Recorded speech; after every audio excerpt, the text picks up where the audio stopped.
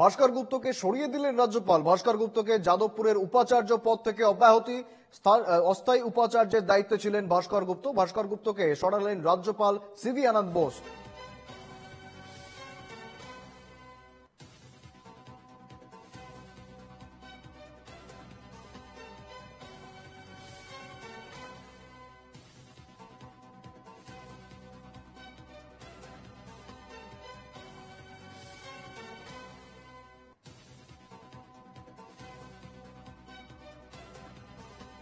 আবারও জানাবো, ভাস্কর গুপ্তকে সরিয়ে দিলেন রাজ্যপাল। ভাস্কর গুপ্তকে যাদবপুরের উপাচার্য পদ থেকে অব্যাহতি, অস্থায়ী উপাচার্যের পদে ছিলেন ভাস্কর গুপ্ত। ভাস্কর গুপ্তকে ইতিমধ্যে সরিয়ে দিয়েছেন রাজ্যপাল সিবি আনন্দ বোস।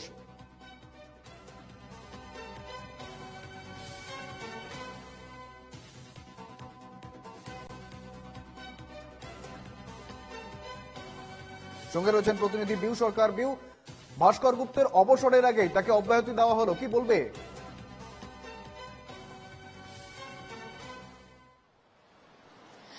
একদমই শুভেন্দু, তোমায় জানিয়ে রাখি, ভাস্কর গুপ্ত অন্তর্বর্তীকালীন উপাচার্য ছিলেন।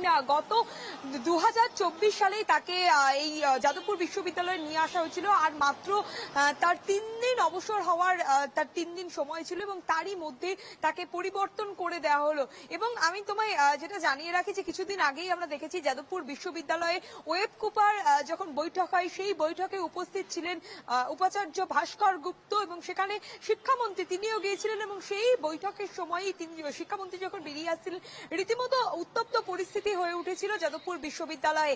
আহত হয়েছিলেন অনেক ছাত্ররা এবং সেখানে শিক্ষামন্ত্রীর গাড়িও ভাঙচুর করা হয়েছিল।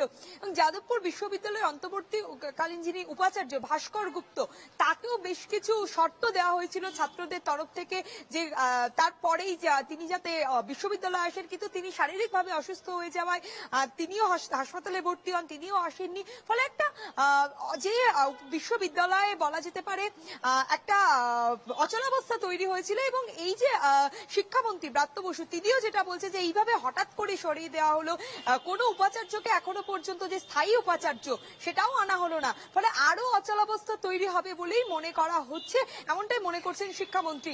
অন্যদিকে যিনি বর্তমানে অন্তর্বর্তীকালীন উপাচার্য ছিলেন ভাস্কর গুপ্ত, তিনি বলছেন তাকেও কোনোভাবে কারণ পর্যন্ত দেখানো হয়নি। তার সাথে যখন আমরা কথা বলেছিলাম যে তিনি অন্যান্য দিনের মতো আজও তিনি বিশ্ববিদ্যালয়ে এসেছিলেন, কারণ গতকাল পর্যন্ত এবং আজকে সকাল পর্যন্ত তিনি কিছু জানতেন না। ফলে স্বভাবতভাবেই তিনি নিজেও আজকে বিশ্ববিদ্যালয়ে এসেছিলেন এবং তাকে কোনো কারণ দেওয়া হয়নি। যদিও তিনি জানাচ্ছেন যে এটা পুরোটাই যাদের হাতে ক্ষমতা আছে তাদেরই পুরোটা তাদের হাতেই, ফলে তারও কিছু করার নেই, তিনি জানতেন না তাই এসেছেন, কিন্তু কোনো কারণ দেখা হয়নি। কিন্তু এটা খুবই উল্লেখযোগ্য বলা যেতে পারে যে আর মাত্র 3 দিন অবসর হওয়ার সময় ছিল, তার আগেই তাকে এইভাবে অপসারিত করা হলো, সেটা খুবই তাৎপর্যপূর্ণ বলেই মনে করা হচ্ছে। এবং এরপরে কাউকে কি উপাচার্য হিসাবে আনা হবে, কারণ যেটা শিক্ষামন্ত্রী ব্রাত্য বসু তিনিও যেটা বললেন যে ইতিমধ্যে আমরা দেখেছি যে সমস্ত রাজ্যে যে সমস্ত বিশ্ববিদ্যালয়গুলো উপাচার্যহীন রয়েছে, কিছুদিন আগেও কয়েকটি বিশ্ববিদ্যালয়ে স্থায়ী উপাচার্য করা হলো। এখনো পর্যন্ত যাদবপুর রবীন্দ্রভারতী যে বিশ্ববিদ্যালয় আছে সেখানেও কয়েকদিন ধরেই ছাত্ররা তারাও স্থায়ী উপাচার্য চাইছেন এবং ছাত্র ভোট সেটাও একটা সমস্যার সম্মুখীন হচ্ছে। সেই সমস্ত কিছু নিয়েই শিক্ষামন্ত্রী তিনি বললেন যতক্ষণ পর্যন্ত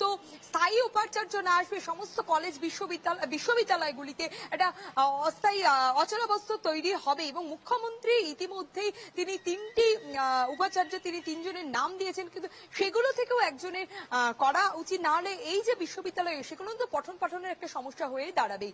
শুভেন্দু, একেবারে ধন্যবাদ বিউ।